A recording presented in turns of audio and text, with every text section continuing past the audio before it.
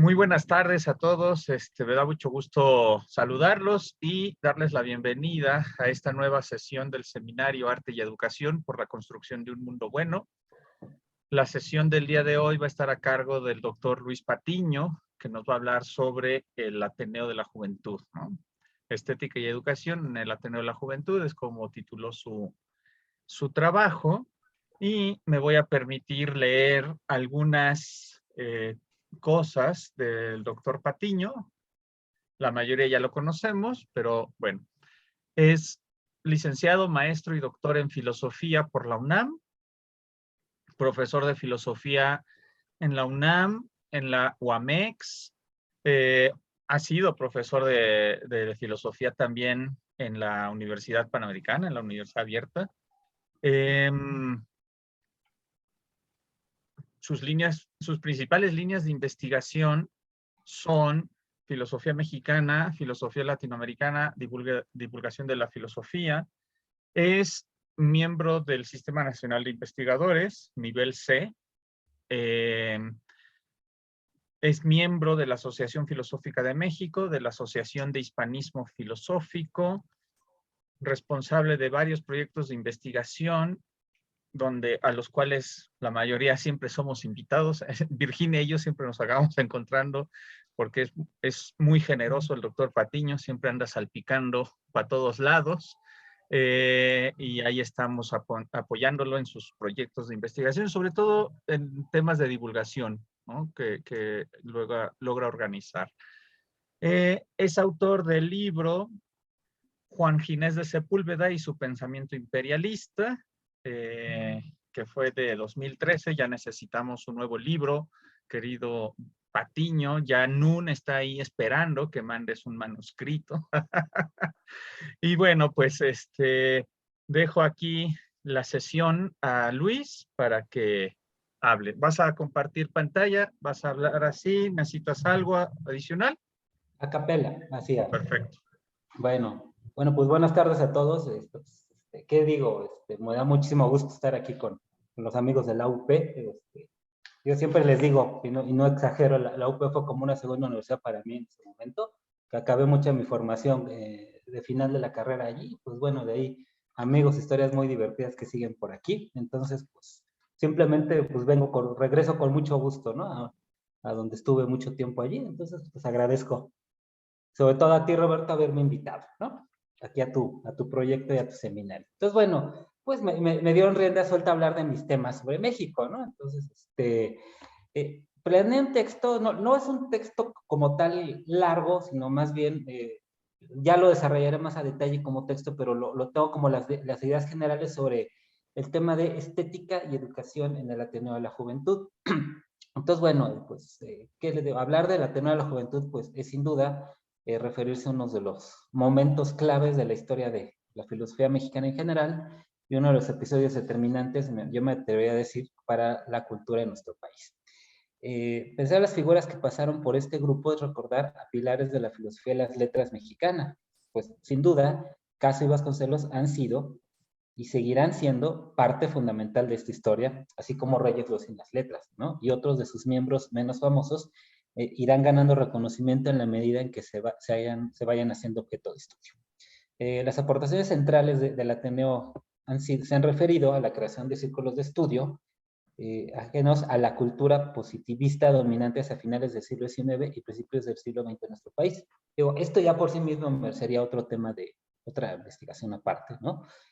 Pero, vamos, todo este rompimiento con el positivismo, ¿no? Y esta creación de círculos de estudio. Digo, esto nos parecería menor, ¿no? Si lo comparamos con la vida cultural y universitaria que tenemos en la actualidad en México. Sin embargo, el Ateneo debe ser visto como un parteaguas y la antesala de la manera, a ver, voy a enfatizar esto porque es hacia donde quiero llegar después de una vuelta, de la manera en que entendemos en la actualidad el ejercicio cultural y filosófico, es decir, una cultura filosófica abierta a la diversidad de discursos filosóficos con apertura a la metafísica, la filosofía clásica, la continental, etc., entre otras tantas cosas. Basta recordar la importancia de Caso, que sigue siendo recordado como el primer profesor de metafísica de la Escuela Nacional Preparatoria, que por cierto es la institución educativa secular con más tiempo de existencia en nuestro país, y su monumental trabajo de análisis de la historia de la filosofía a lo largo de su copiosa obra, en la que lo mismo se trabajó estética, ética, filosofía política y otros tantos temas. Analizar esto a fondo sería tema de una exposición independiente, pero para la presentación, el objetivo de esta presentación es analizar dos temas específicos dentro de la producción cultural de la Ateneo, que son la estética y la educación. Agregaremos, además, tras analizar esto, el tema estética y educación, una reflexión sobre lo que se podría llamar las secuelas del ateneísmo en una de sus creaciones más extraordinarias, para mi gusto, que fue la Universidad Popular Mexicana. Vamos a ver, me parece como punto de partida, la mejor manera de entender el trabajo del Ateneo va a ser, pues, desde sus propios escritos, ¿no? Y documentos recuperados magníficamente por Fernando Curiel, a quien tuvimos el gusto de tener en un evento que hicimos justo sobre el Ateneo de la Juventud hace un poquito antes de la pandemia. Entonces, pues, digo, ya falleció tristemente, ¿no? Pero dejó un trabajo extraordinario de recuperación del Ateneo y creo que fue su gran especialista, ¿no? Dejó dos antologías en específico y voy a analizar una en especial. Y luego, vamos a ver, ahora sí, a ver, fíjense, quiero que vamos lo que nos dejaron los documentos. Voy a apelar ahora sí que a lo que me enseñaron, al documento, a la historia como tal, al texto, ¿no? Vamos a ver, fíjense, voy a partir de aquí. Fíjense, cosa muy importante, esta es la famosa, el famoso texto de conferencias del Ateneo de la Juventud, que yo creo que todavía se consigue, si no, pues les sugiero comprarlo en librerías de viejo apenas pueda. ¿Por qué? Porque es la colección más completa no solo de los textos de Ateneo, sino de lo que empieza a hacerme muy valioso ahora, que es todo el anexo de documentos relacionados con ello, ¿no? Entonces vamos, fíjense, a los estatutos. Les voy a decir de qué iba la cosa y les voy a ir comentando esto. Vámonos a la página 357, fíjense. ¿Cuáles son vamos a ver primero los estatutos, el proyecto de estatutos, es decir, cuando apenas estaba empezando a dar forma a lo que iba a ser el Ateneo. Fíjense, nos da la fecha de fundación muy importante, va a decir, se constituye, van a ser los fines de la asociación, dice, apenas los van a redactar, dice, se constituye por los firmantes, miembros fundadores, la asociación denominada Ateneo de la Juventud, instalada el 27 de octubre de 1909. Y estamos, todavía ni siquiera ha llegado a la revolución, pero ya están trabajando esto desde muy jóvenes, ¿no? Luego, ¿no? Digo, definen la duración y demás alcances, pero fíjense el tema del objetivo. Eso es bien importante. En el punto 3 nos va a decir, el objetivo de la asociación es trabajar en pro de la cultura intelectual y artística, ¿no? Luego va a decir, para llenar este fin, la asociación, fíjense lo que va a hacer. Va a decir, celebrará reuniones públicas en las cuales se dará lectura a trabajos literarios, científicos y filosóficos. Fíjense cómo se va triangulando los distintos campos de conocimiento. Es decir, va a ser en pro de la cultura intelectual y artística y se va a dar lectura y trabajo de cuestiones literarias, científicas y filosóficas. Otra, el punto B, va a decir, organizará discusiones públicas sobre temas escogidos por los socios. 3, en el punto C, nos va a decir, publicará una revista. Toca el punto de las publicaciones, bien importante. Y luego va a referirse a cualquier actos y demás que se requieran. Entonces, fíjense, desde aquí, el toque va a ser cultural. Va desde el inicio a señalar lo filosófico, lo literario, lo científico, y va a darle esta marca especial al Ateneo, que es la promoción de la cultura, ¿no? Van a ver por qué esto es tan importante posteriormente. Nos va a dar obviamente detalles, ¿no? De los socios, reglamentos internos y demás. Y pues bueno, fíjense a lo que vamos, ¿no? 1909, primer proyecto en forma, digo, hay unos antecedentes en revistas, ¿no? Como Sabia Moderna y Revista Moderna de México, pero está ahí claro, promover la cultura, ¿va? Fíjense, vamos por aquí.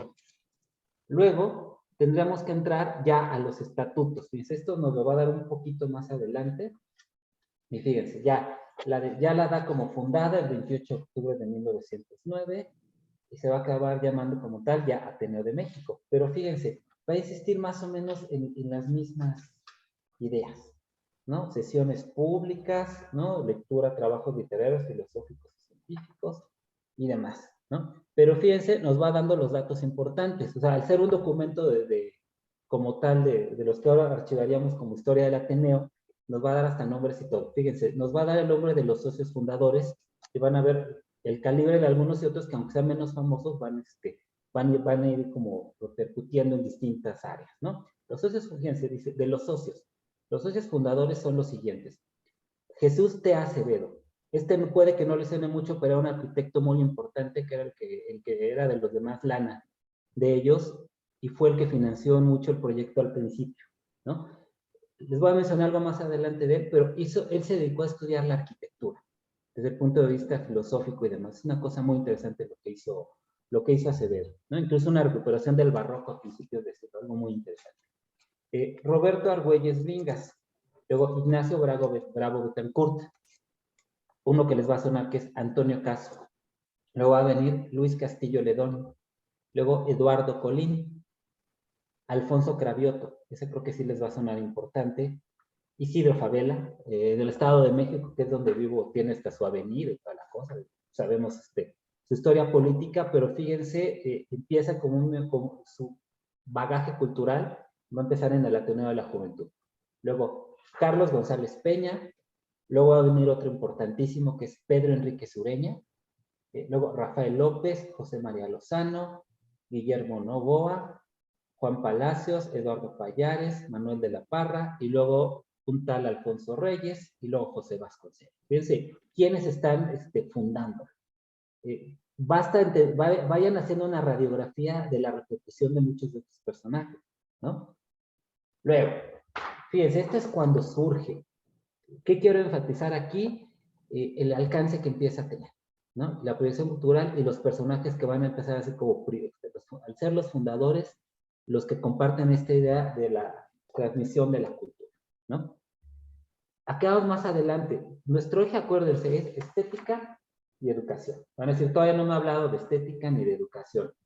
Indirectamente. Fíjense más adelante, lo que vamos a tener es una maravilla, porque pues, estando documentado todo, pues no va a dar información de primera línea. Fíjense lo que vamos a encontrar.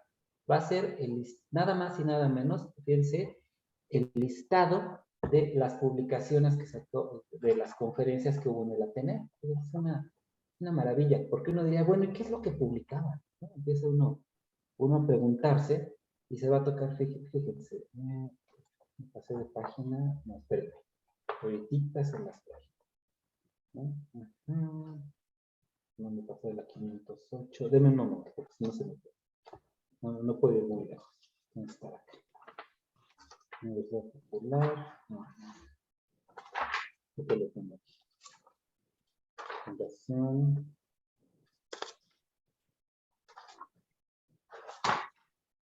Fíjense, no son los de la universidad.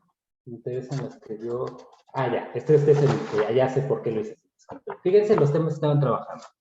En la lista van a trabajar por allí. Antonio Caso va a presentar la filosofía moral de don Eugenio María de Hostos. Luego vamos a enseñarles una muy importante, la obra de José Enrique Rodó. Digo, cualquiera que sepa la importancia de José Enrique Rodó va a entender por qué es importante que lo esté mencionando aquí. Esto lo hace Enrique Sureña. Luego van a dedicar, fíjense, una conferencia a Sor Juana Inés de la Cruz. Y esto lo hace José Escofet. Luego viene uno de los textos más conocidos, que es precisamente el de Vasconcelos, que es Don Gabino Barrera y las ideas contemporáneas. Es la lista 1. Vamos a ver la lista 2. Por aquí va a crecer más. Fíjense. Van a hablar por allí Nietzsche, su espíritu y su obra. Es el trabajo de Antonio Caso. Después, fíjense, vamos a llegar ya a la estética. Fíjense. Influencia de Chopin en la música moderna. ¿Quién hizo esto? Max Enrique Sureña, que era precisamente el hermano menor de Pedro Enrique Sureña. Después se va a hacer la mención a los textos, a las conferencias sobre el positivismo que dio en su momento Antonio Caso, que documenta muy bien y comenta Pedro Enrique Sureña, anunciando que efectivamente, si seguía en esa línea, Caso iba a acabar siendo pues una aportación importantísima para la filosofía y la educación de nuestro país. Entonces, fíjense, este es el primer Ateneo. O sea, estos son sus primeros trabajos, pues están jovencitos. Ya empieza a apuntar, fíjense, temas de estética, el tema de Chopin en la música, ¿no?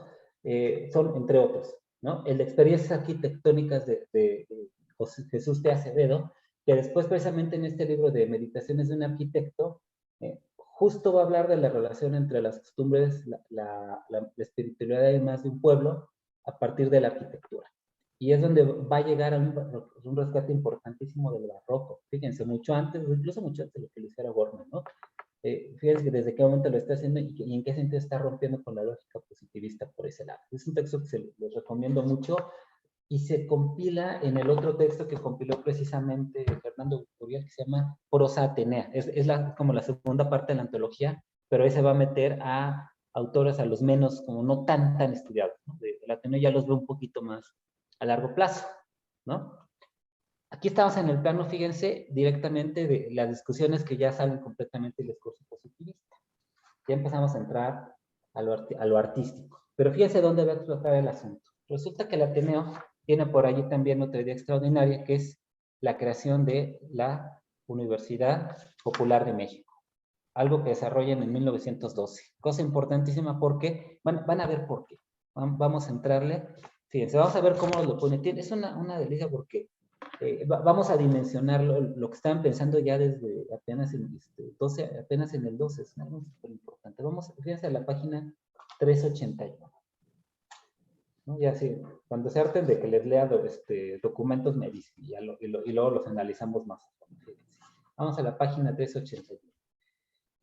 ¿Por qué lo quieren hacer? Fíjense la sutileza. Aquí ya se abre el debate precisamente uno de sus miembros, González Blanco, nos dice, el Ateneo ya ha trabajado mucho la cultura para un público formado, es decir, para un grupo que ya tiene la educación, que es para la alta cultura.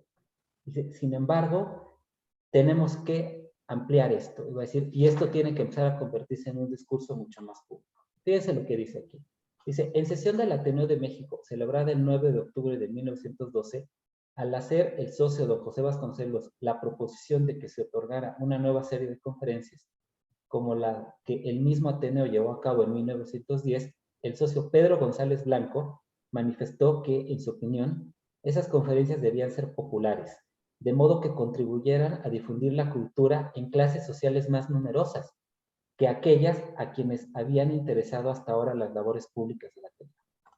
El socio don Pedro Enríquez Ureña manifestó que siempre había creído conveniente que el Ateneo emprendiese una labor de difusión de la cultura más extensa que la realizada hasta ahora, y que precisamente esa noche llevaba la intención de proponer, al dar cuenta de la revisión de los estatutos del Ateneo, que le había sido encomendada, se emprendiera una labor, fíjense un concepto que seguimos utilizando, de extensión universitaria, toda vez que la proyectada por la Universidad Nacional desde años atrás no había llegado a iniciarse siquiera, que por lo demás esta labor no tenía para qué confundirse con la de conferencias destinadas a públicos cultos, por lo cual podía continuar paralelamente a ella. Sergio González Blanco hizo nuevamente sobre la palabra para exponer los resultados de la cultura popular que en otros países habían producido en las universidades populares e insistió en la conveniencia de que el Ateneo emprendiera una labor de semejante especie. Fíjense, por ahí me decía Roberto hace rato, es que si hay un libro posterior, fue de 2016, que tuve ahí la suerte de armar junto con Gabriel Vargas Lozano, que salió con el nombre de Difusión de la Filosofía, pregunta, ¿es necesaria? Y digo, no lo digo presuntuosamente, digo, fue una casualidad, pero fue hasta donde sabemos, el primer libro publicado en español analizando y promoviendo la divulgación de la filosofía. Entonces sí hay uno allí y cuadra mucho. ¿Por qué? Porque precisamente surgió de la parte que se organizó en el Congreso de la Asociación Filosófica, justo en el primer simposio de divulgación que tuvo la asociación, que ahí sigue, ¿no? Entonces, bueno, si hay uno por ahí, se fijan, va a cuadrar mucho. ¿Por qué? Porque precisamente ya partíamos de la idea de la necesidad de hacer más público el conocimiento. Pero vamos más lejos, fíjense, esto es en la discusión de estatuto. Van a ver cómo Alfonso Reyes, con su pluma exquisita, que es una maravilla leer siempre, fíjense cómo nos va a presentar el proyecto. Fíjense. Voy a dedicarle un poco más a la lectura porque realmente vale escucharlo, ¿no? Le va a poner Universidad Popular Mexicana y sus primeras labores. Viene el documento íntegro, dice misión y propósitos de la Universidad Popular Mexicana. Nos va a decir Reyes. La escuela primaria no puede satisfacer las necesidades espirituales de ningún hombre actual. Para colmar este anhelo de mayor cultura, los privilegiados de la sociedad cuentan con escuelas superiores y profesionales. Dice, más los no privilegiados, que forman el pueblo, como dicen, como tienen que atender de preferencia el diario sustento, no van a la escuela. Si el pueblo no puede ir a la escuela debe ir al pueblo. Ahora sí, la escuela debe ir al pueblo. Esto es la Universidad Popular. Tomen nota de, les voy a hacer una comparación, fíjense. ¿Qué dice ahí exactamente? Dice, si el pueblo no puede ir a la escuela debe ir al pueblo. Parece como el dicho de Mahoma y la montaña, pero no, fíjense. Tiene algo más denso todavía, fíjense.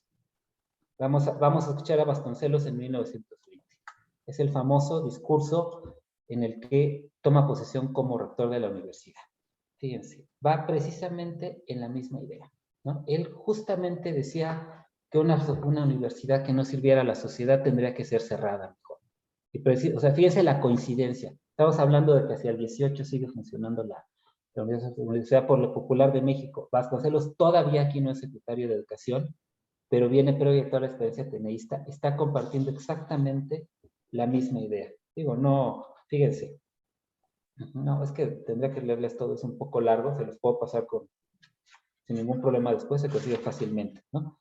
Pero sí lo veía la decía, la universidad tiene que tener esa función, fíjense, ¿no? La coincidencia de idea, ¿no?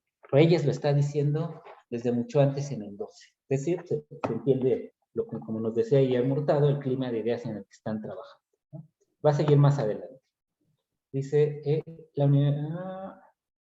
dice, esto es la Universidad Popular, la escuela que ha abierto sus puertas y derramado por las calles a sus profesores para que vayan a buscar al pueblo en sus talleres y en sus centros de agrupación.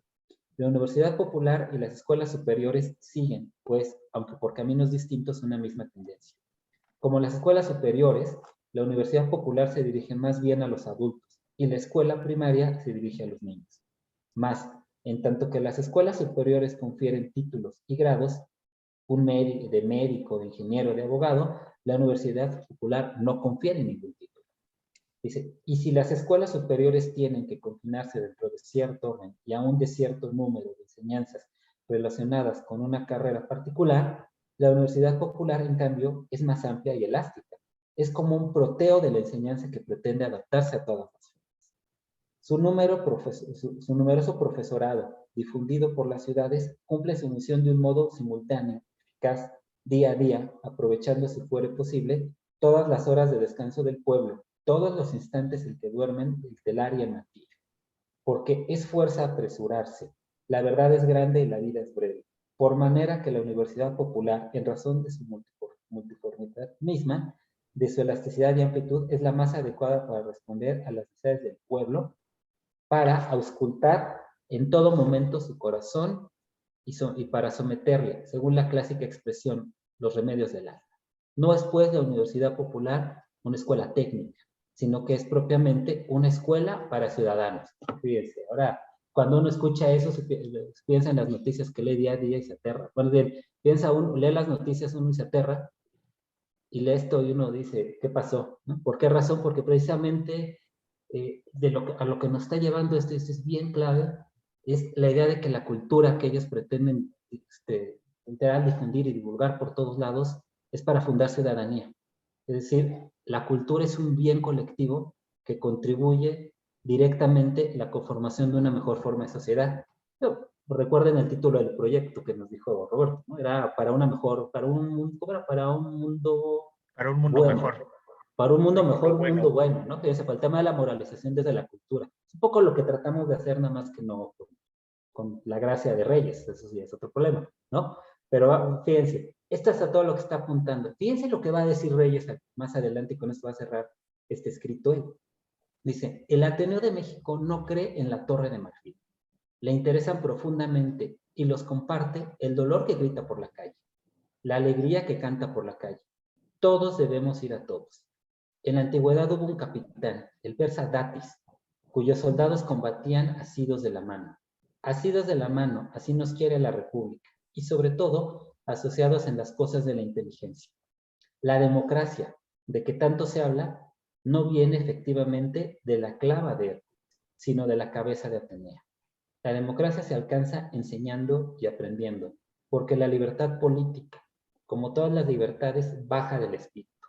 Por eso el Ateneo de México ha fundado la Universidad Popular Mexicana en el escudo de esta, que es un águila azteca, hay una leyenda que dice: ciencia protege a la patria. Sí, aparte lo dice súper bonito, es su estilo, pues, no puedes variar. Todo lo que pasó por la pluma de Reyes tuvo este estilo tan elegante. Hay un plus que hay que sumar de esto. Efectivamente, sus labores iban a ir por los talleres, fábricas y todo lo demás, los financia los ferrocarriles y fábricas y demás, pero algo bien importante, era algo completamente gratuito, ellos no cobraban ni un peso por dar clases. O sea, lo hacían de una manera absolutamente generosa, ¿no? O sea, imagínense realmente lo que pudiéramos ir recogiendo de este proyecto, ¿no? Fíjense, pero vamos ahora al acta constitutiva. En la 375. Lo digo por si quieren. El problema es que el texto no está en línea, pero si hace falta, pues lo digitalizamos y ya, ¿no? Vamos a seguir la máxima de que corra esto, ¿no? Nos explica efectivamente, no van a cobrar, se propone para, fíjense, fomentar y desarrollar la cultura del pueblo de México, especialmente de los gremios obreros. Hay por ahí un debate, fíjense, me voy a meter en camisa de 11 varas sobre si el Ateneo fue conservador o si fue revolucionario, si fue antirrevolucionario, todas estas cosas que vamos a encontrar por allí muy fácilmente en internet. Aquí está la respuesta, porque siempre se dice que el Ateneo fue un grupo elitista que no fue a batirse a balazos a la revolución y que por eso son un montón de aburguesados. Sugiero a la gente que dice eso leer esto. ¿Por qué? Porque a lo mejor no peleaban con las balas, pero eran hombres de letras que dijeron: esto tiene que llegar. Ellos fueron, literal, ellos fueron a los talleres, a las fábricas, y nunca elitizaron el conocimiento. Al contrario, aquí se ve claro. Ellos están diciendo así, directamente: la cultura es un bien colectivo, ¿no? Y dicen nada de todos los demás. Fíjense, antes de que escuchen eso de que son unos burgueses conservadores, ¿no? Ni cobraban por eso. Fíjense, ¿no? Entonces, bueno, hay que tener cuidado cuando hablamos más del Ateneo de la Juventud y entender todo esto, ¿no? Pero no va a leer toda la cuestión de los estatutos. Quiero que vean qué es lo que estaban trabajando. Fíjense, vámonos, porque aparte muy bien constituida, tiene el rector de esta universidad tenía que precisamente pues dar un informe al final de todo lo que estaba haciendo. Fíjense todo lo que estaban publicando. Igual por ahí un par de ponencias que dieron que me llamó mucho la atención. Fíjense, Wagner y su papel en la historia de la ópera. Esto lo hizo Gutiérrez. Pero fíjense, no, esa fue de, sí, esa fue de, no, esa fue de Pedro Enrique Cedeña. Pero fíjense una que me llama mucho la atención, que se llamó, acá la tengo, La música y sus condiciones en México.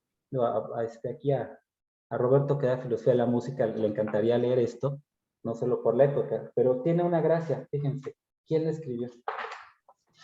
La escribió una señora llamada Alba Herrera Ogazón.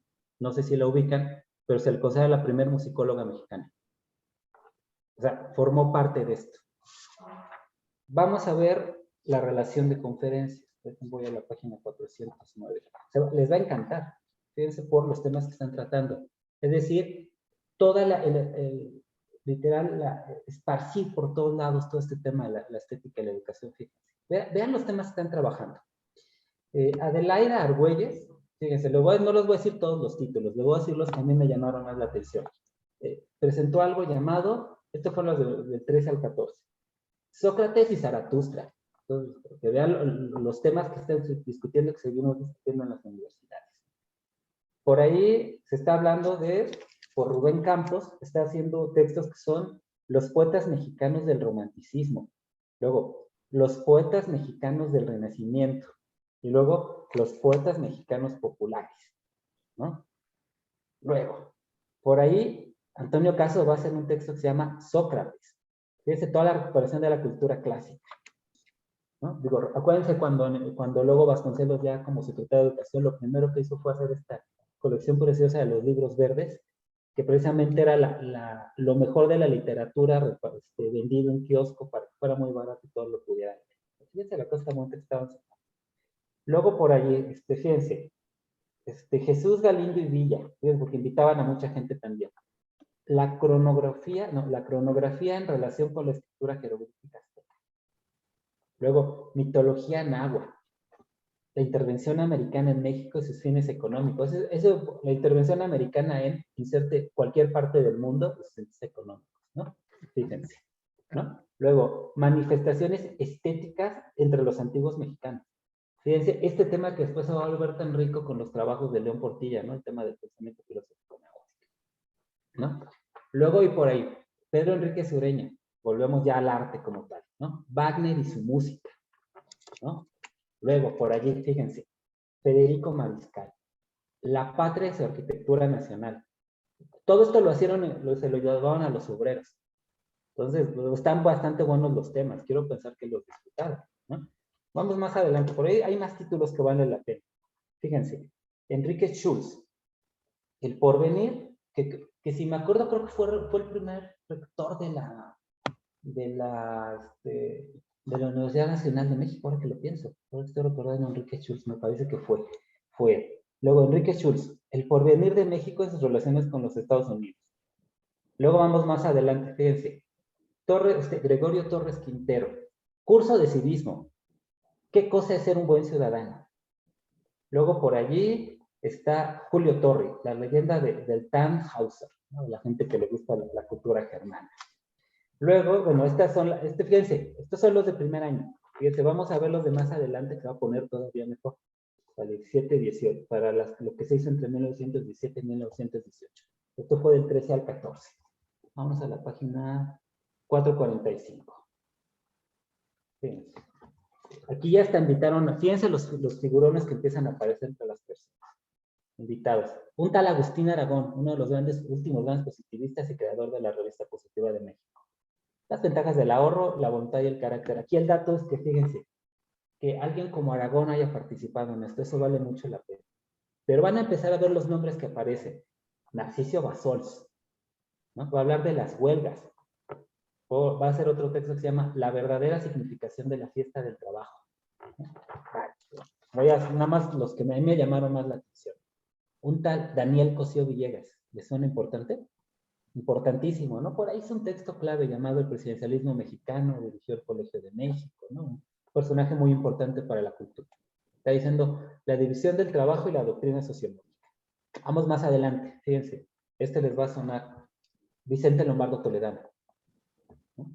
Fíjense, él, ¿qué presentaba? Fíjense los temas. La historia, la novela y la novela histórica. Luego, ¿qué es la política? El concepto de Leonardo da Vinci sobre el arte. El culto a los héroes. Nietzsche y Jesucristo, moralistas del sacrificio. Fíjense, Lombardo Toledano hablando sobre esto. Y luego, la ciudad y su cierre. Vamos más adelante, otra vez. Federico Mariscal, la arquitectura. Fíjense, este le va a encantar a Roberto. Teófilo Olea y Leiva. Sócrates, fundador de la lógica. ¿No? Luego, vamos más adelante. Miguel Palacios Macedo. Fíjense, cómo se consumó la independencia de México. O luego, cómo debe cumplir su misión el estudiante. Segundo texto. Vámonos más adelante. Ya, luego viene Pruneda, Alfonso Pruneda, con un montón de textos allí. Es una lista completa, ¿no? Y luego por ahí hasta aparece un tal Jaime Torres. ¿Se dan cuenta? Pues estaban pesados los personajes, ¿no? Vamos a ver, esta va a ser, hasta aquí va a ser, esto es lo último que les voy a leer, y luego voy a dar como mi explicación final para, pues mejor discutir un rato, creo que va a valer la pena. Vamos a lo que publicó la Universidad Popular de México. Fíjense, es una delicia la lista. Vamos a la página 453. Hay una lista de más de 73 textos, no les voy a leer los 73, pero fíjense todo lo que está saliendo aquí. Porque eran publicaciones o se vendían muy barato o directamente eran gratuitas. Fíjense. Aquí nos va diciendo, primero, texto 2, dice, concepto de la filosofía, especialmente de la filosofía moral de Antonio Caso. Luego por allá hay, fíjense, la moral de Felipe Sierra. Luego dice, este me llamó mucho la atención, dice José Terres, lo que debemos hacer para defendernos de las enfermedades infecciosas, parece para época de pandemia, ¿no? Luego, vamos a ver, fíjense, aquí está de nuevo Federico Mariscal, vean esto, la patria y la arquitectura nacional. Y todavía nos dice con 62 láminas, 12 planos, el precio costaba 2 pesos de plata, cuando el peso todavía valía, fíjense. Luego va a ver por Alfonso Pruneda un texto que se llama Vida de Miguel de Cervantes Saavedra. Después, fíjense, Enrique Schulz va a sacar el texto que se llama El Libertador José de San Martín.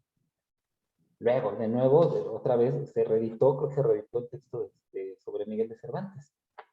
Luego, fíjense, Alfonso Toro, La Constitución de Patzingán. Luego va a estar por allí Orozco Iberra. Luego otro texto se va a llamar El Doctor Don Agustín Rivera y San Román. Digo, a los que se meten en estudios hispanos saben la importancia de este personaje. De nuevo está el texto, aparece de nuevo el texto de Sócrates y Zaratustra como valores literarios. Luego, fíjense, este va a ser bien importante. Aparece por aquí un tal Ezequiel A. Chávez. Luego va a ser la imposición del laicismo en las escuelas particulares. El verdadero concepto de la educación y la unión de todos los mexicanos por Ezequiel A. Chávez. Después ya aparecen por una muestra muy pequeñita. A ver, ¿a qué vamos con esto? Ya para...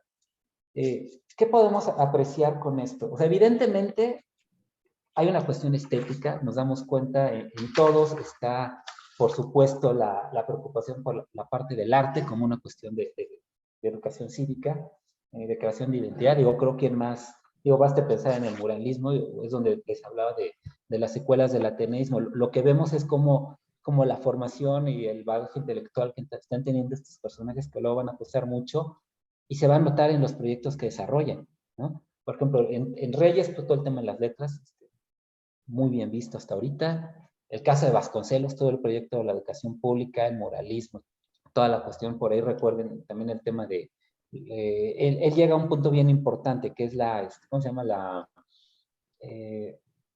Ay, se me fue el nombre, el estadio estético. ¿Se acuerdan que él retoma también la idea de estadios, pero llega al estadio estético, ¿no? Es una de las cosas más interesantes de Vasconcelos, ¿no? En caso, por ejemplo, se va a notar muchísimo en su concepto de desinterés. De hecho, su concepto, en el texto importantísimo de la existencia como economía, como desinterés y como caridad, la segunda parte, la parte de desinterés la dedica al arte, ¿no? La segunda, ¿no? Y la tercera la dedica a la moral, la parte de la caridad, ¿no? Y así podemos ir encontrando las secuelas. ¿A qué vamos? Creo que esto prueba, no sé si contundentemente, pero sí con cierta claridad, que la secuela del ateísmo en la cultura y la educación de nuestro país va a ser importantísima, ¿no? Por esto, evidentemente, pues hay que seguirlos estudiando, ¿no? Y lo que estamos encontrando, a mí me parece que habrá cosas que cuestionarles, evidentemente, pero finalmente sus aportes no son para en general todavía nuestra idea de cultura. Yo siempre les digo en clase que la gran heredera de esta idea de cultura es la UNAM, ¿no? Pero pensemos no porque no haya otras universidades buenas, el tema es que por antigüedad, o sea, es la que tiene más tiempo, ella surge a principios de siglo y es la que plasma, pues, toda esta concepción estética del arte, ¿no? De la cultura y demás, ¿no? Las universidades, las otras van surgiendo posteriormente y claro que hacen grandes aportaciones. El problema es que por dimensiones lo de la UNAM es gigante, o sea, el mismo campo. Ahora la UP tiene un campo enorme, ¿no? Es el segundo, no sé si es el segundo o el primero ya más grande del país, pero el proyecto original del campus de CEU de la UNAM pues, también plasma toda esta concepción estética, ¿no? Y por supuesto es también porque es la que tiene más presupuesto público, se puede dar el lujo de hacer cultura por la cultura misma, ¿no? Pero suena muy vago decir por la cultura misma, también tiene que ver con la idea de crear cierto modelo de ciudadanía, ¿no? Del país, que efectivamente comparto con los teneístas, por eso me importa mucho recuperarlos, ya que la cultura es precisamente para crear mejores personas, ¿no? Es precisamente para crear un mundo mejor. Me voy a quedar con cómo lo ponía Antonio Caso. Cuando saltamos la parte biológica de la vida, llegamos al desinterés, es decir, a lo que podemos hacer por el disfrute, por el goce, ¿no? Por la contemplación. Quiere decir que las cosas van bien, decir que estamos en un mundo que está medianamente funcional y que la gente puede dedicarse ahora sí que a los goces de la libertad, ¿no? La estética, el arte, la educación y demás, ¿no? Entonces, pues bueno, espero que, digo, con estos datos me parece que se muestra el trabajo riquísimo que hacen como institución, sobre todo tratar de esparcir esto, ¿no? Es algo que hemos hablado mucho Roberto y yo. Creo que hay un grupo también de personas, ¿no? Con quien comparto esto, que es la idea de que la filosofía, justo por eso tiene que ser más conocida, ¿no? Precisamente permite aportaciones, pues, para estos temas, ¿no? Para tratar de, en la medida de lo posible, hacernos, al menos con la idea de que es posible hacernos una mejor sociedad, ¿no? No es inútil la filosofía, es mentira. Puede ayudar a construir esto. Y precisamente por eso también es muy importante saber cómo transmitirla y cómo llevarla. ¿no? Pues Roberto nos preguntaba cuando iniciaba el seminario, ¿lo puedo transmitir? Porque quiero que sepamos más, pues por supuesto. Lo que tendremos que es regresarnos un poquito y ver también cómo lograron ellos esto, ¿no? Y cómo precisamente encontraron las estrategias para, en su época, con menos recursos técnicos y demás, tratar de que la filosofía fuera y el saber fuera público, ¿no? Que efectivamente sirviera tanto para el estudio duro como para la divulgación de la cultura y la filosofía en general. Entonces, bueno, simplemente por eso ya tendríamos que estarles muy, muy agradecidos y respetarlos mucho más. Entonces, pues yo con esto acabo la parte expositiva y me gustaría pues escuchar sus réplicas, todo lo que quieran discutir aquí conmigo. Muchas gracias. Muchísimas gracias, mi querido Luis. Pues definitivamente ahí hay un trabajo importante, ¿no? Al inicio del siglo XX por parte de estos ateneístas, que además no buscaron solo transmitir cualquier tipo de filosofía y cualquier tipo de cultura para generar una buena ciudadanía, sino que tomaron, ahora sí que hundieron las bases en la cultura griega, que no es menor, ¿no? O sea, no es algo menor. Abramos la sesión de dudas, de preguntas, de diálogo. Entonces, adelante. Gusten, yo con gusto aquí, hasta críticas, yo con gusto respondo.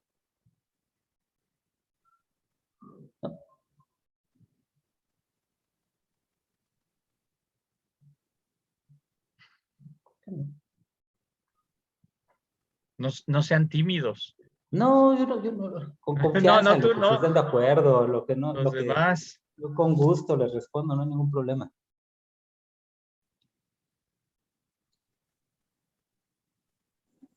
Ah, bueno, pues pero ahí eh, escuchando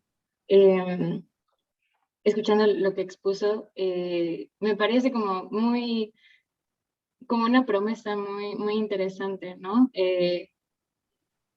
Luego también pienso como en los retrocesos que pudo haber habido en ese camino. Em, y sobre todo, pues, por la privatización de la escuela, ¿no? La privatización de las universidades. Y, y bueno, sobre todo pensando como en la UNAM, esta institución gigante que aporta muchísimo culturalmente. También pienso, pues, quiénes son las personas que pueden acceder a la UNAM, ¿no?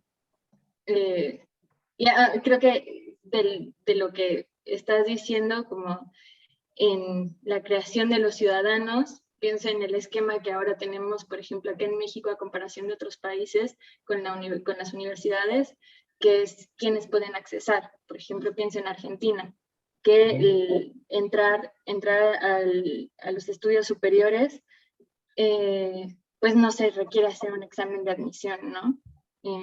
Es casi todas las universidades públicas en Argentina, las personas pueden entrar, pues, a partir de los 25 años, cualquier persona, si no tiene ningún estudio, puede llegar a ingresar, ¿no? Y digo, esa es una propuesta que probablemente es mucho más cara, si lo pensamos acá en México, que somos muchas más personas, pero creo que sí hace una diferencia en quiénes son los que pueden entrar a la universidad, porque entrar a la UNAM es, si lo vemos de alguna forma, pues sigue siendo caro, ¿no? No sigue siendo tan fácil de lograr. Entonces, medio homogéneo. También. Bueno, el tema es que, mira, que no nos cobran, yo estudié allí, que nos cobran no quiere decir que es exactamente gratis, es que está financiada por dinero público, eso es lo que le permite la parte operativa ser gratuita. Digo, el tema de si que haber o no exámenes de admisión es bastante más complicado, porque mira, te puedo poner un contraejemplo, que es el de la UACM, que ese no hace ningún examen, ¿no? Entras directo, pero la verdad es que, híjole, yo no tengo nada contra que no hagan examen, pero sí los filtros de titulación es lo que lo vuelve muy difícil, ¿verdad? Porque hay un problema que no les han dicho, que no todas están validadas. Entonces, por ejemplo, hay unas donde puedes entrar así, pero no reconoces los títulos de la SEP. Ese es el gran problema. Y ese es el gran problema, porque puedes llegar con un título que no te sirve más que de adorno, ¿no? A mí es lo que me preocupa. No, no sé, porque al fin, mira, yo te voy a decir una, te los voy a decir bien sinceramente, el problema no es entrar. Si creen que el problema es entrar, el problema es salir. O sea, No, no. terminarla está peor. No, o sea, no hablo precisamente eso de como de quién se titula y quién, porque hablando más bien como de esta propuesta, ¿no? De las universidades como pues forman para formar ciudadanos y expandir la cultura y todo eso. O sea, evidentemente quién se puede titular también es como pues difícil, pero eso ya habla un poco más de la profesionalización, ¿no? Pero en cuanto al acceso, o sea, en esta, cuando se hace la propuesta de que vamos a hacer que la cultura sea accesible para todos, el primer acceso, como más allá de la profesionalización, que no sea un acceso para toda la ciudadanía, pues de repente a mí sí me parece que puede ser, no sé, quizás que se contradiga con la misma propuesta, ¿no? Inicial, es decir, como de la apertura es para todas las personas que quieran entrar. Ya quien se pueda profesionalizar sería otra cosa, creo. Mira, el problema, o sea, sí veo el punto. Es que rebasa, a ver, cuando haces un juicio sobre algo, tienes que medir sus facultades para ejercerlo. Entonces, a ver, yo entiendo el punto. Es, ok, entra una minoría de minorías por examen, ok. Pero no sé si ese es una pero si todo lo que va implícito a ese problema es algo que pueda suplir la universidad, y si no lo sé, ¿no? Porque ya implica rebasar la cuestión estrictamente educativa. O sea, vamos, obviamente ya tiene que ver con temas de justicia social mucho más complicados, que no sé si las universidades lo pueden cumplir, lo pueden suplir a cabalidad, ¿no? Lo pueden más o menos suplir dentro, ¿no? Pero no sé si es pedirle injerencias que no tiene, ¿no? ¿Por qué? Porque al final, vamos, no puede, ya sería meter las cuestiones de vida privada de la gente, ¿no? De los alumnos, ¿no? Ponle que por ahí te apoyen con becas, entonces también se puede, o sea, pero tiene, ya es como formas de irlo más o menos arreglando, ¿no? Pero no sé si es válido pedirle que arregle, o sea, vamos, lo digo a título personal, no sé si es válido decirle que tienen que arreglar mi economía personal, ahí sí ya no lo sé, ¿no? Eso ya obedece más a cuestiones de política, ¿no? Y parte de la libertad de la universidad radica en que no tiene, a ver, vamos, que trate de no politizarse en el sentido de funcionar para una sección específica del gobierno. Una cosa es generar conciencia política y otra cosa es volverse parte de una estructura gubernamental, ¿no? Porque si haces eso, lo que va a acabar pasando es que en vez de dejarla en el concepto de libertad catedral, la tienes que amoldar a los intereses de un gobierno en turno, ¿no? Ese puede ser el otro riesgo, ¿no? Si lo sopesas, hay que ver cuál te conviene más. Por ejemplo, es lo que se decía del caso de la UACM, pues es que es completamente abierta. Digo, yo no tengo que estudiarlo más, yo hablo de lo que yo he escuchado y más o menos conozco. Está diseñada para diseñar los cuadros de Morena, digo, pero entonces mejor no lo hagas como una universidad, haz como tal tu escuela de cuadros y dejas la universidad siendo universidad, ¿no? Porque ahí no agua, no sé, esto es desde el origen de las universidades medievales, el tema entre gobierno y autonomía universitaria existe desde que surge la universidad medieval, ¿eh? No se crean que es nuevo, es muy, muy viejo el tema, ¿no? Pero bueno, o sea, finalmente sí hay formas, y eso es, lo que pasa es que luego la gente no los investiga, pero hay mucha cartelera cultural gratuita, ¿no? Sí hay por lo menos formas de más o menos de acercarte y encontrarlos. Lo que pasa es que, pues, digo, eso ya obedece al tema de extensión académica y difusión cultural, pero sí los hay. O sea, creo que es de los pocos lugares que vamos a encontrar donde te encuentras teatro gratis, música gratis o a muy buen precio y así. O sea, sí pues, bibliotecas abiertas completamente, buenos precios de libros, o sea, también el tema es que el presupuesto te acaba cerrando opciones, ¿no? Y tampoco puedes jugar a quebrar a las universidades, porque si haces eso, sale. Pero a mí me lo dice, yo lo que, por ejemplo, tengo un amigo que es editor, me lo decía una vez, me decía, el problema, por ejemplo, de las publicaciones universitarias es que son muy buenas, pero no las distribuyen. Decía, ellos se pueden dar el lujo de tenerlas ahí guardadas, ¿no? Pero, o sea, pero el mundo editorial no funciona así, ¿no? Entonces, o sea, en realidad sigue siendo muy abierta. O sea, no es perfecto, no te voy a decir que funcione a la perfección, pero tampoco conozco un sistema educativo que funcione a la perfección. Pero todos tienen algún problema. No sé si te responde, Reinalda.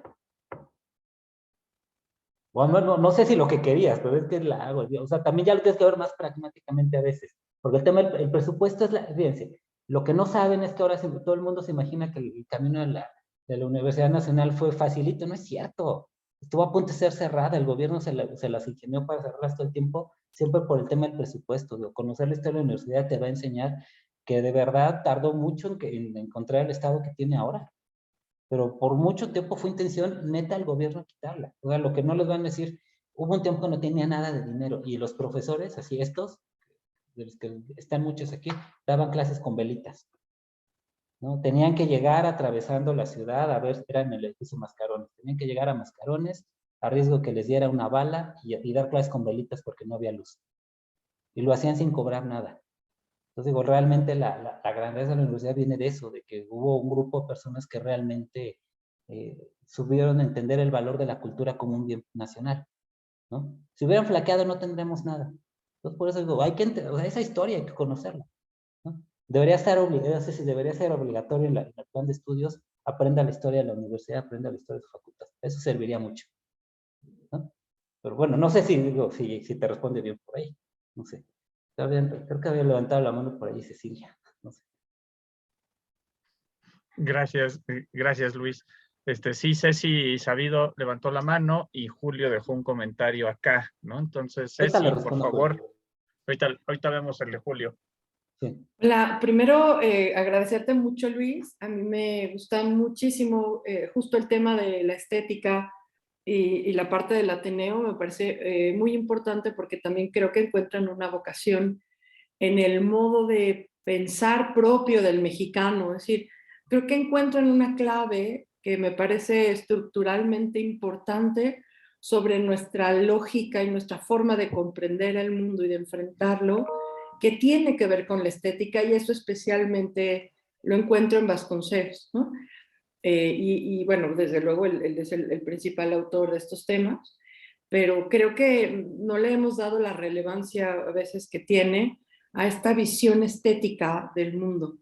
Esto por un lado, y luego por otro, específicamente quería meterme en el tema de la universidad, lo que estabas comentando. Realmente bajé la mano porque ya lo habías comentado, y es que justo dentro de las funciones sustantivas de las universidades en general, y creo que la Universidad Nacional Autónoma de México lo entendió perfectamente, la función sustantiva de la divulgación hace que, si bien, o sea, que la universidad tenga muchas facetas y muchos modos de comunicarse con la sociedad y contribuir con ella. Entonces, todo el mundo puede vincularse, o sea, todo el país está en los objetivos de la universidad y puede vincularse con la universidad, aunque no todos lo hagan desde el estudio o la investigación. Puede ser, como bien señalabas, de las actividades de extensión universitaria, de las actividades culturales, deportivas, etcétera, ¿no? Entonces, los beneficios de la universidad y la cultura que la universidad investiga, crea y fomenta están al alcance de toda la ciudadanía. Esa es la meta, hasta donde yo entiendo de esto que se concibe. Y entonces, por supuesto, hacerla accesible a quienes quieren estudiar es una de las partes importantes, pero también lo señalabas muy bien, es hacer accesible todo el producto cultural, todos los libros que se editan y se publican, de manera que se haga común, se haga bien común a través de la universidad y se haga ciudadanía a través de la universidad.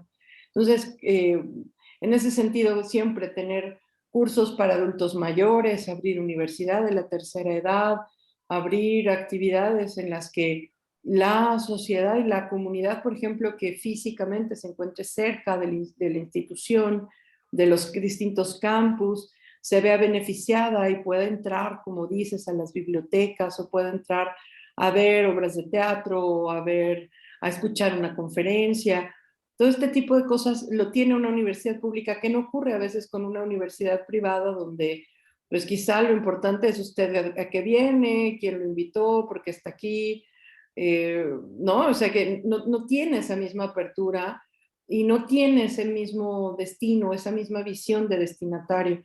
Y recientemente estábamos justo discutiendo un problema aquí en San Luis sobre la pertinencia que tiene la Facultad de Filosofía, bueno, la licenciatura en Filosofía dentro de la facultad donde trabajo, y nos señalaban lo que implica una universidad de masas, ¿no? Es decir, que hay una responsabilidad con toda la población que no te puede permitir generar un programa elitista, ¿no? En el contenido y en la forma de plantearlo, sino que tienes que encontrar la forma de volver atractivo y que se genere un auténtico servicio de las clases que estás impartiendo y del programa que estás generando para que toda la sociedad se sienta invitada, exhortada y además pueda ser la destinataria de los beneficios que tú estás generando con la investigación. Entonces, creo que esta visión que tiene el Ateneo en torno a crear,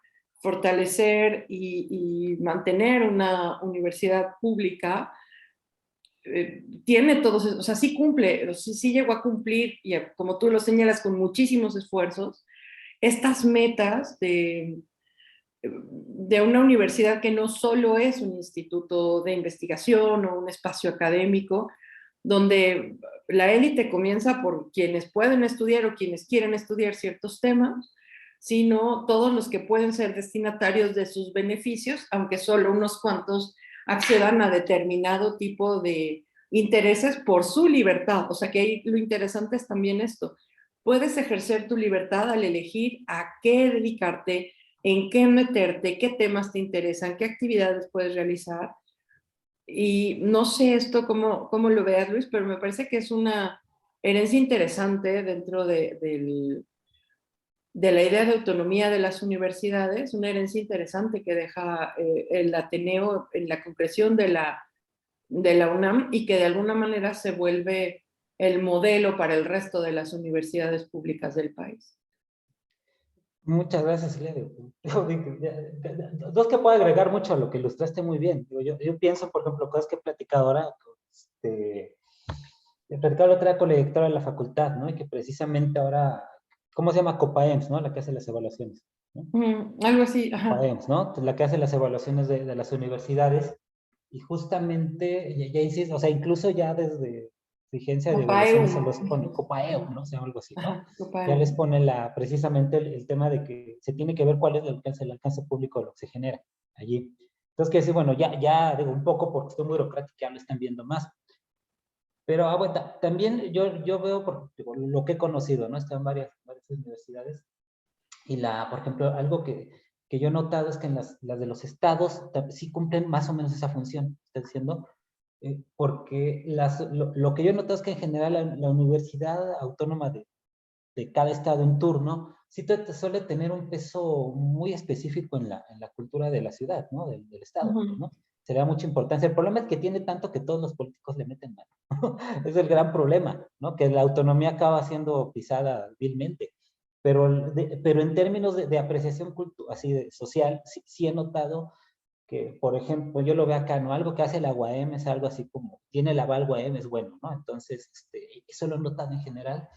Y bueno, a partir ahora sí de la reforma de vamos, como sus sectores, sus secciones de extensión cultural, pues tiene más o menos alcance de esto, ¿no?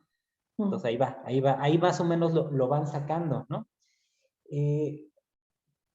A ver, ¿por dónde puede ir el problema? Que también si la gente no puede ser mucho, ¿no? O sea, yo veo, o sea, al menos mi experiencia, yo toda la gente que conozco es muy con la que yo trabajo es muy abierta, muy de, mira, que venga más gente, o sea, nunca, rara vez me ha tocado ver que diga, ¿sabes qué? Si voy a cobrar el Congreso, ¿no? Cuando cobran, cuando se sabe que es por cuestión de, no sé, de hacerlo viable, ¿no? Por todos los gastos que implica toda organización. Pero la apertura siempre es así como de que llegue, ¿no? En general sí noto la tendencia de, la ventaja es que ahora todo se puede subir en línea, ¿no? Todas estas cosas van funcionando muy bien. Y sí, efectivamente, es algo que vieron ellos, que yo más bien ya con esto que hice fue de realizar documentos. A mí lo que me impresionaba era más bien, en realidad, lo que tendríamos que estudiar es cómo el modelo de extensión académica que crean con la Universidad Popular es el que toman las universidades posteriormente, ¿no? O sea, porque de inicio no lo tenía tanto la universidad. escala nacional de México, ¿no? Entonces ahí hay un tema, ¿no? Para ver. Y sí, y conocer, y yo se lo digo mucho a los alumnos, ¿no? También conocer nuestra propia historia educativa, porque en realidad, pues primero es donde estamos parados, dos, suele ser mucho más rica de lo que se piensa a primera vista, ¿no? Y tres, nos vamos a topar con cosas geniales. O sea, en realidad, este proyecto solo he visto una tesis sobre ese, y no fue una tesis de filosofía, ¿no? Me preocupa que no, a ver, que ahora que estamos tan preocupados por reorientar los estudios de filosofía en México, tenemos que darle una relectura, ¿no? Ya no acabar diciendo, es que es era un pequeño círculo de élite. No, o sea, ponte a estudiar bien lo que hicieron después y ya luego me dices cómo influyó en los proyectos universitarios posteriores, ¿no? Pero es esa, ¿no? O sea, como ese primer filtro que es el trabajo duro que hacemos de investigación, luego cómo luego lo esparces, ¿no? Ya después está el tema del tipo de publicaciones y demás, ¿no? Por allí va. Pero bueno, fíjate, voy a conectarlo con lo que preguntaba Julio, que si puede salir algo así. Yo soy pesimista y no creo que salga otro proyecto semejante, ¿no? Te pregunta si puede salir otro proyecto como el de la UNAM CU. Yo creo que ya nadie le invertiría de ese nivel, ¿eh? O sea, fue un momento excepcional en que hasta el mismo gobierno se involucró por una razón que creo que no lo tengo muy bien documentado, habría que preguntarle a José Manuel, pero me parece que por allí, creo que hasta López Mateos fue alumno de alguno de ellos, ¿no? O sea, un caso muy raro que tuvo una relación directa con los círculos culturales, de allí le dio campo abierto, pues fue muy raro. O sea, el problema es que es como todas las instituciones, eso es por eso hay por eso los gobiernos reparten dinero, para no gastarlo. O sea, reparten a gastos chiquitos para no, por ejemplo, te dan un apoyo pequeño para no crear una universidad grande, ¿no? O para hacer más hospitales, ¿no? O sea, más bien es muy paliativo. Molesta cuando entiendes la lógica con la que funciona, ¿no? Entonces, que le vuelvan a hacer una apuesta de ese nivel a otra escuela de alcance nacional va a ser muy raro. Yo no creo llegar a verlo, ¿no? Porque implica no es solo la construcción, implica tener el presupuesto permanente para tener para los sueldos de profesores, ¿no? Para trabajadores, o sea, porque realmente el gasto más fuerte de las universidades se ve en sueldos, ¿no? Digo, y luego ya no hablemos de las diferencias salariales, ese es otro problema que no va ni al caso hoy, ¿no? Pero ya ese es el tema que hace que, yo creo que, pero no en ninguna parte se está haciendo. Yo no sé de lugares donde están abriendo universidades de ese calibre nuevas. Claro. No, y además una voluntad política, porque yo, por ejemplo, tengo que reflexionar mucho y acometer inevitablemente esta opinión del gobierno federal de que la universidad hoy sirve para ser arribista y ser aspiracionista y adquirir un estatus social distinto del que te tocó, y como si eso fuera además, es un pecado social el tener que aprender y superarte a través del estudio para poder alcanzar un determinado modo de vida, una determinada forma de servir a la sociedad desde adquiriendo un determinado conocimiento, ¿no? Entonces me parece que ahí también sería muy difícil conseguir un trabajo, o sea, una institución con un peso de este tamaño con esa mentalidad. Aparte, a ver, de que no lo quieren gastar, ya lo que están haciendo más, ahí también preocupa eso porque es el tema de los trabajos a largo plazo, que lo que están haciendo es todo en línea, ¿no? Entonces, eso tiene la finta de que efectivamente atrae mucha gente, ¿no? Pero tiene también el lado oscuro de que implica no invertir realmente en infraestructura educativa, que es lo que está faltando, porque ahí genera, por ejemplo, lo preguntaba muy bien Reinaldo hace rato, el tema de las marginaciones. Eso funciona bajo el supuesto de que la gente tiene la opción de estudiar en línea, ¿no? Lo que encontramos es lo que mostró la pandemia, ¿no? Que las condiciones para estudiar en línea son muy específicas y sonaba muy bonito el home office, pues, para el primer mundo, ¿no? Digo, en el nuestro ya no era tan sencillo, ¿no? O sea realmente la pandemia mostró un montón de cosas que tenemos de problemas en el país, en educación mucho, ¿no? Digo, en salud ya no decimos, ¿no? Pero pues no es para no amargarse toda la jornada. Pero bueno, no creo que surja, pero bueno, finalmente, yo creo que eso le da más neto. En realidad, pues que las universidades se hacen mucho a contracorriente, ¿no? O sea, con menos dinero o ya no vamos a hablar de la irrupción y violación de la autonomía que a su vez les acaba afectando un montón, pero en realidad las universidades siguen produciendo mucho a pesar de que parece que la idea es que ya no lo hagan, ¿no? Ese es otro tema que habría que ver, ¿no? O sea, en realidad, si analizamos, ustedes lo han visto más, cualquiera lo ha pasado, ¿no? Lo difícil, tú quieres publicar algo, no hay lana, ¿no? Quieres organizar algo, no hay dinero, ¿no? Entonces al final acaba siendo, y eso habla más bien, muy bien, pero de los profesores, ¿no? Porque los profesores en general, los que yo conozco, no voy a hablar de los que no conozco, es gente generosa que cree honestamente que su trabajo va a servir a alguien y se las ingenia para promoverlo. Entonces, ese es otro punto, pero así surgió. O sea, en realidad, más bien lo que nos enseña esto es que no es que haya habido un momento en que llegue el gobierno derrochando dinero para la cultura, eso no ha pasado. Lo han hecho personas a contracorriente. O sea, el origen mismo del Ateneo es un contracorriente al positivismo, que funcionó tan bien porque tenía muchísima gente muy talentosa, ¿no? Y decidida, que eso era lo principal. O sea, trato de pensar de verdad, se iban, o sea, lo que uno ve la lista de Pruneda, de ponencias, bueno, de conferencias que daba y dice, pues siendo el rector tenía que echarse la chamba de dar las pláticas, ¿no? Y a lo mejor no ganaba un peso dando una plática de esas, pero me lo imagino cada semana, cada 2 semanas dando una con tal de que se mantuviera las actividades de su universidad, ¿no? Pues habla muy bien de él, ¿no? O estos que ya estaban, o sea, porque imagínense con todo lo que tienen que hacer, darlo completamente gratis, pues habla bien de ellos, ¿no? Bastante bien, de hecho, ¿no? Pero bueno, no sé si te respondes, Ceci, pero No, sí, sí, muchas es gracias. complicadísimo, ya es meterse en los temas de relación de pura, ese tema delicadísimo siempre que es la relación de la universidad con gobierno, ¿no? O sea, es muy delicado siempre, ¿no? No sé si hay algo más que quieran Yo o preguntar sea, o cuestionar. Sí, con sumando, confianza, Roberto. ¿Vale? sumándome a esto que estás aquí reflexionando con Ceci, con Reinalda, me viene una idea que creo que podríamos aquí encajar y barajear, que es, tal vez estos lo entendieron así de bien por esta precisamente idea estética, ¿no? Del mundo, del país, de la sociedad. Y, y si hay algo que entendemos es que el arte es importante precisamente porque no sirve para nada, ¿no?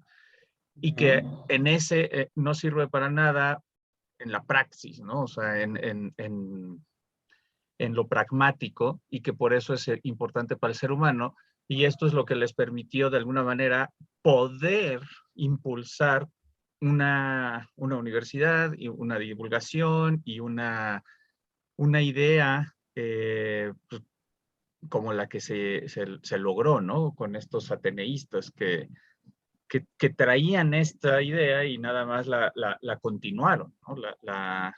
La pudieron permear auténticamente en una sociedad, a diferencia de lo que vivimos hoy, que es una sociedad pragmática, materialista, impaciente, y nada de eso se puede, ¿no? O sea, todos estos elementos son contrarios a la posibilidad de un desarrollo humano auténtico. Y, y creo que ahí puede volver a cuajar justo tu título, ¿no? La estética y la educación por un mundo bueno. Pero, a ver, ¿cómo sería la idea de...? Mira, yo creo que también es que hay que entender, a mí me parece eso, ¿no? Yo les digo, como saben, mi trabajo fuerte es todo este tema este tema de la exclusión en México, y yo así que entre más le avanzas dices que siempre acabas preguntando, bueno, ¿qué pasó, no? Con mejores posibilidades hicieron menos, no voy a decir que alguien hizo menos, ¿no? Digo, alguien en concreto, pero en realidad contrastas, yo pienso en lo que se está por los 70s y 80s, que fue monumental, y uno pregunta qué pasó luego, ¿no? Creo que también tiene que ver con cierto ambiente cultural, y ellos, pues primero, o sea, lo que tienen es que yo creo que todavía son herederos de algo que ya no existe, ¿no? Que era el hombre culto, ¿no? En general, ¿no? O sea, el hombre de cultura, ¿no? Y lo que sí ha pasado es el riesgo de la hiperespecialización, ¿no? Entonces vemos que Claro. el filósofo solo hace filosofía y solo hace su área, ¿no? No sé, el sociólogo solo se dedica a una, ¿no? Y así, ¿no? Entonces tenemos este tipo, y el resultado es mucha publicación demasiado especializada, ¿no? Que está bien, ¿no? Pero poco equilibrada, ¿no? A mí me parece, creo que lo que definió a esta época es que tenían como una visión distinta de cómo hacer cultura, ¿no? Y que era muy, vamos, la aprendieron también de los positivistas, ¿eh? Si uno ve las listas de textos y los lees, realmente das cuenta que tenían lo mismo interés por ciencia que por cuestiones patrias. Entonces estos tienen eso, ¿no? Al mismo tiempo pueden ser como Reyes, ¿no? Reyes puede pensar los temas de la antigüedad clásica de manera espectacular y al mismo tiempo estar pensando las cosas que pasaban en México, ¿no? Entonces, eso me parece que es un poco ese perfil que está faltando recuperar un poco, ¿no? Porque con material humano yo creo que lo hay. O sea, en realidad, si uno se ahonda, el nivel de los especialistas actuales es muy alto, es gente muy preparada, ¿no? Pero el problema es que es con hiperespecialización. Entonces, probablemente lo único que falta es enfatizar ese punto, bueno, ¿y cómo lo relacionas con la cultura del país, ¿no? Entonces, todo este paso a la extensión, ¿no? Que así se viene diseñando desde aquí. Creo que vendría por allí, no sé si estarías de acuerdo. Sí, sí, sí, sí. O sea,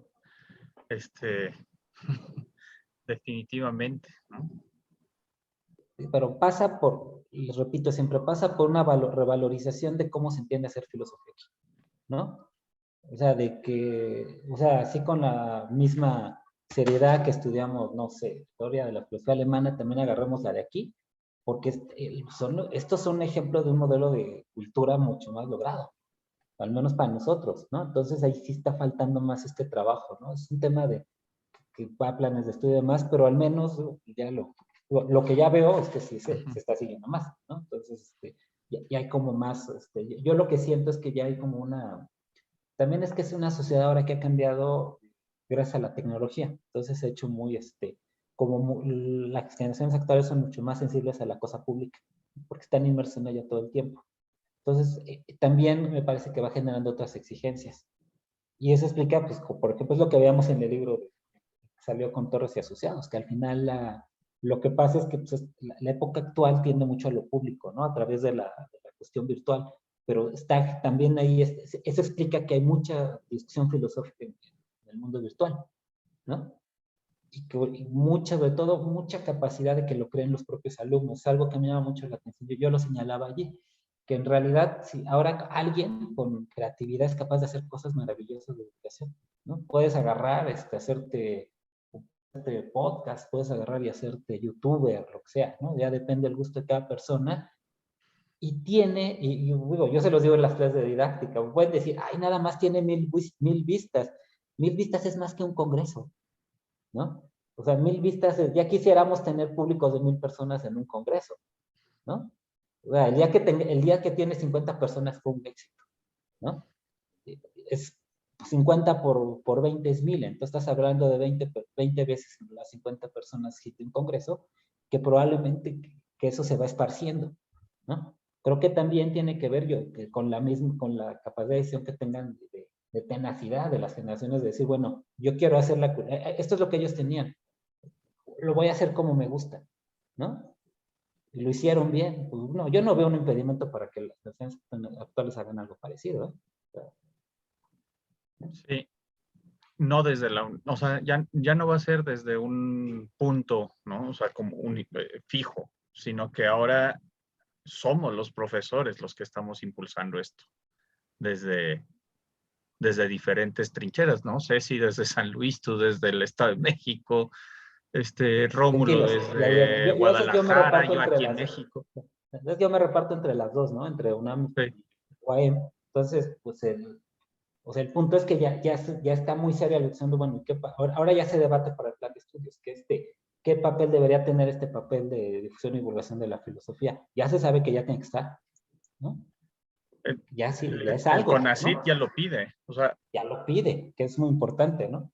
quién sabe qué entienden ellos por divulgación, pero pues ahora los que pasamos por esa evaluación para estar en el SNI, sabemos que hacer divulgación hoy es una condición para formar parte del Sistema Nacional de Investigadores y para conservarte, ¿no? Profesores que o sea, ¿cómo se llama? No renovaron y les decían, es que no hiciste suficiente divulgación. Y decían, ¿qué es eso?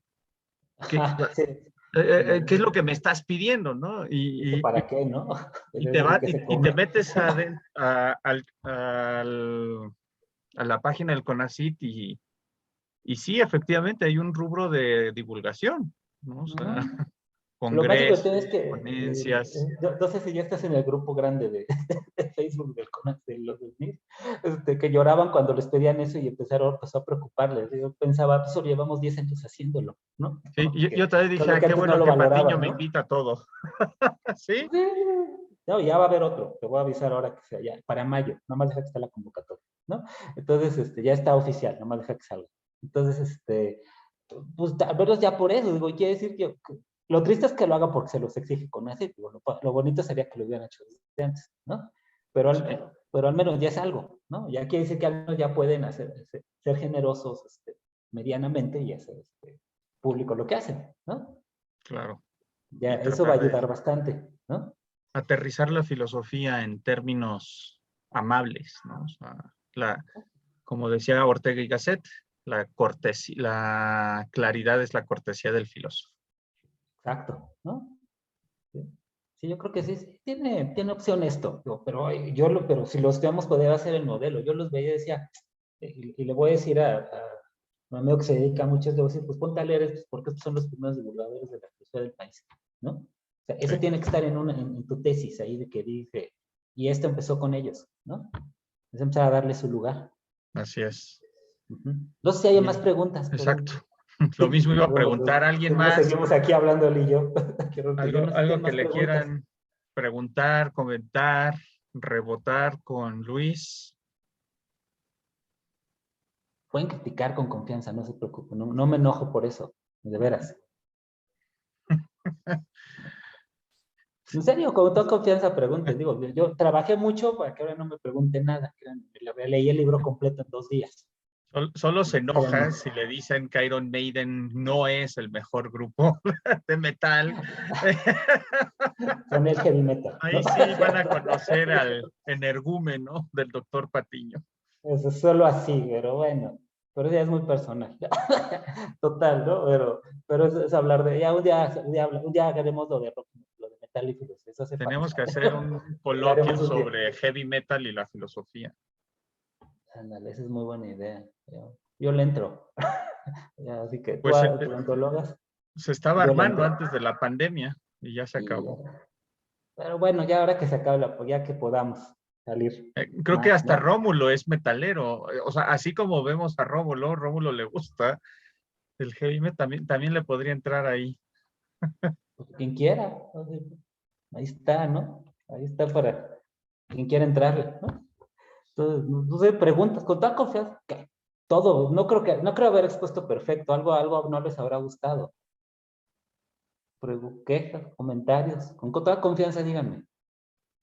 Pues no, ¿No?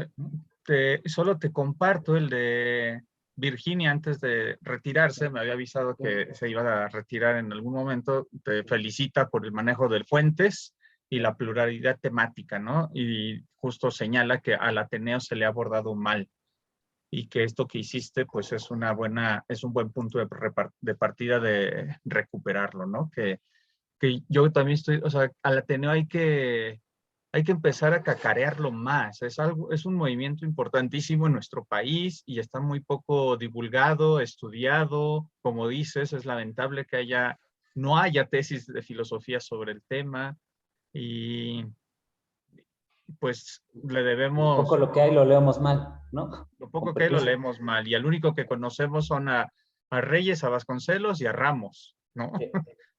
No, Ramos es después, es de la otra Y, generación, pero y Ramos es exacto, de los de después, porque pero a gran Gabino heredero, ¿eh? Barreda, a Uh-huh. Alfonso Acaso, digo Antonio, no Alfonso, Sí. etcétera, ¿no? Tendríamos que Pues, leerlos más.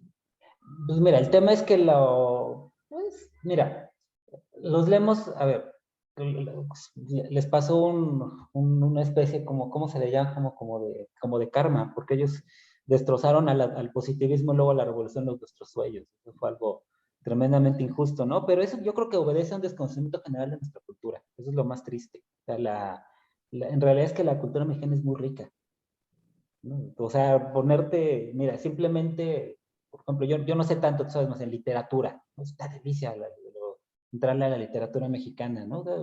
Podríamos, o sea, habría que estudiarla más, ¿no? El arte, ¿no? Otra cosa que es también muy rica, música también tiene mucha, ¿no? Tenemos mucha, entonces, pues no la vemos, o no mucho, entonces, yo sé que no es a fuerza, pero sí está, pero en realidad sí obedece a una visión general como despauperada, ¿no? De la cultura yo creo que desde ahí vamos mal, habría que empezar a entender, conocerla bien y cambiaría todo. O sea, a mí ¿qué me pasa? Pues yo empecé así, yo los empecé a estudiar, y en la medida que va avanzando uno dice, oye, pero qué tipo tan genial, ¿no? O qué bien escribía, qué tema tan bueno tenía, y, pues y al final me acabo dedicando a esto, ¿no? Entonces, ¿qué pasa? Pues hay que realmente darle su lugar como grandes personajes, ¿no? Entonces, no está peleado con ser parte de la cultura global, pero también por principio habrá que conocer primero lo que se ha producido aquí, ¿no? En general, en la cultura, te va a ayudar mucho, que creo que lo triste es que luego lo valoran más fuera. Por ejemplo, hoy apenas nos compartió Guillermo Hurtado la revista que sacaron en Estados Unidos, los Journals of Mexican Philosophy. Qué bueno que lo publican en Estados Unidos. No voy a decir nombres, simplemente voy a... ¿Cómo se dice? No, se dice el pecado, no el pecador. Hace unos años nosotros José Manuel y yo, teníamos la idea de hacer la revista de filosofía mexicana, sí, como tal. No, la consideraron innecesaria. Dijeron que como que para qué, ¿no? Si ya había otras revistas de filosofía. Me di la vuelta, dije, gracias, adiós. Punto, ¿no? Hoy, como 5 años después, veo que justo hoy sale en línea la versión en inglés. Es triste. ¿Por qué razón? Porque eso tendríamos que haberlo hecho nosotros desde antes, ¿no? Y no es porque sea mal que lo hagan los gringos, lo hacen los coches. Pero lo triste es que la misma universidad, que es heredera de toda esa tradición, no considera prioritaria una revista especializada, ¿no? Entonces, te imaginarás mi enojo cuando me enteré de que ya iba a ser un proceso. No porque lo hagan los gringos, qué bueno que lo hacen. Se agradece su esfuerzo. Pero el tema es que eso tendremos que hacerlo nosotros, ¿no? Entonces, ahí se denota algo más grave de fondo, ¿no? Pues bueno, ya está hecho allí, ahí vamos, hay que seguir trabajando finalmente, ¿no? Sí. Que va por allí, y vamos a ver la grandeza de estos autores. Yo simplemente les voy a, no regaño, simplemente pienso, yo digo así, yo no me molesto y los critican, pero el día que alguien le eche pesta a Vasconcelos o acaso, es que ya lo rebasó. Y quiero ver quién es el valiente que dice que ya es mejor que Vasconcelos, ¿no? A ver si es cierto, ¿no? O quién es el valiente que dice que ya tiene una mejor obra que Caso, o que sea, y estos, ¿no? Digo, ahí ya es meternos en peores problemas. Pero bueno, digo, aquí la idea era esto, ¿no? Digo, pensando en el proyecto, creo que sí hay una aportación importante para esto, ¿no? Son constructores de cultura, y que la cultura siempre es buena para el mundo, me parece, ¿no? Deberíamos estar haciendo mejor eso en vez de estar matándonos, por ejemplo, eso sí sería, eso hablaría de un mundo mejor, ¿no? Pues sí, Parece. definitivamente. Uh-huh. Y bueno, si nadie más tiene preguntas, comentarios, pues muchísimas gracias, querido Luis. Yo me quedo con esa idea precisamente, la cultura es un bien colectivo y eso creo que es una súper aportación a todo esto.